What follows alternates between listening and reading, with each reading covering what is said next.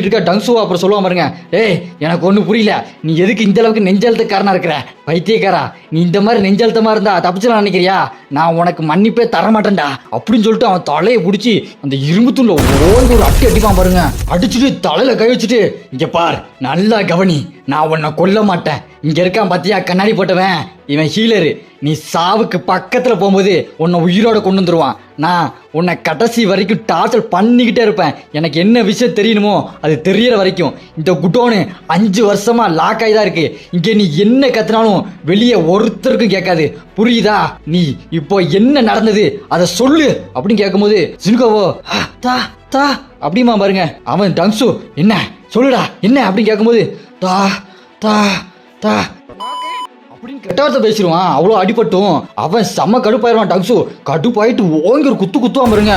குத்துற தூணே வளைஞ்சிரும், அந்த அளவுக்கு வேகமா குத்திடுவான். அங்க பக்கத்துல இருக்கணும், தலை என்ன தலை, நீ கொடுக்குற காசுக்காகலாம் கொலை கேஸ்ல மாட்ட முடியாது என்னால அப்படின்னு சொல்ல, ஏய் இருடா, என்னோட பிளானே அது இல்ல, நான் இப்போ தானே ஆரம்பிச்சிருக்கேன், இன்னும் நிறைய இருக்கு அப்படின்னு சொல்லிட்டு ஒரு மாதிரி வில்லத்தனமா சிரிச்சுட்டு இருப்பானா.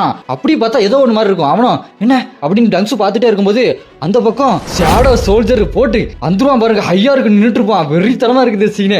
வந்து நிக்க இவன் என்னமோ பெரிய மாதிரி கோட்டை சூட்டை கழட்டிட்டு, என்னடா டஞ்சன் பிரேக் ஆயிடுச்சா அப்படின்னு சொல்லிட்டு சட்டையை கழட்டிட்டு அப்படியே போவான் பாருங்க நடந்து. அந்த ஹையாருக்கு ஷேடோவோ ஒரு மாதிரி பயந்து நடிக்கிட்டு இருக்கும். இவனும் ஓகே குத்த போவான் பாருங்க.